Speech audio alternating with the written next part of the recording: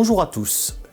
Même si Donald Trump semble vouloir revenir sur ses violentes annonces tarifaires, l'incertitude qu'elles font peser sur l'économie américaine reste difficile à appréhender. Avant que les négociations n'aboutissent sur d'éventuels accords, le scénario d'un fort ralentissement, voire d'une récession, reste plausible, même si cela n'est pas le nôtre. Aujourd'hui, l'économie réelle aux États-Unis tient, mais les indicateurs de confiance très dégradés témoignent du climat anxiogène que le président américain a installé. Les dernières statistiques publiées aux États-Unis témoignent d'une résilience surprenante de l'économie en dépit du tumulte trumpiste. Le PIB du premier trimestre 2025 s'affiche pourtant à un niveau de moins 0,3%, mais cela est dû en bonne partie à une mauvaise contribution du commerce extérieur, explosion des importations près droits de douane. Les ventes au détail sont toujours vigoureuses, le pouvoir d'achat tient grâce à des salaires en hausse d'environ 4%, le marché de l'emploi est encore solide et l'investissement contribue positivement. La production industrielle, qui était jusqu'à peu le maillon faible de l'économie américaine, a même récemment rebondi. Par ailleurs, les premières publications trimestrielles des entreprises américaines témoignent de leur bonne santé, même si les prévisions futures sont empreintes de pas mal d'incertitudes qu'explique le contexte actuel. En face de ces chiffres réels rassurants, les indicateurs de confiance se dégradent sensiblement. La confiance du consommateur chute, les perspectives d'inflation remontent et l'optimisme des petites entreprises se replie.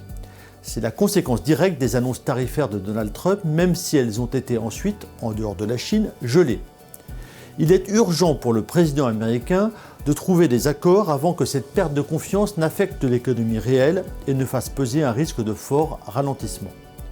La Réserve fédérale, soucieuse de son indépendance, reste prudente et préfère se donner du temps.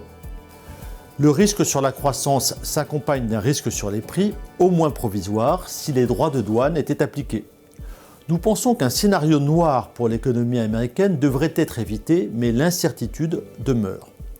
L'image de l'Amérique dans le monde s'est récemment fortement dégradée et cela pénalise les produits américains ainsi que le tourisme aux États-Unis.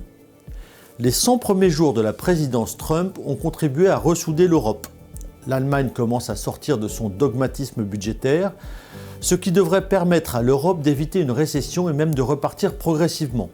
Le PIB européen du premier trimestre s'affiche à plus 1,2%. L'inflation n'est pas un sujet à court terme et la Banque centrale européenne devrait poursuivre sa détente monétaire, sans doute au-delà des attentes. La forte hausse de l'euro contre le dollar a un effet désinflationniste via le prix des importations, mais elle pénalise le commerce extérieur de la zone euro. La Chine fait face à des vents contraires liés à la guerre commerciale avec les États-Unis. Le rebond récent des exportations, préalable aux droits de douane, pourrait laisser place à un coup de frein au moins temporaire.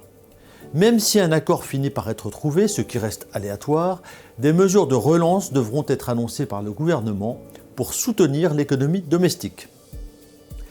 Les incertitudes politiques débouchent sur des incertitudes économiques, peu propices à la prise de risque.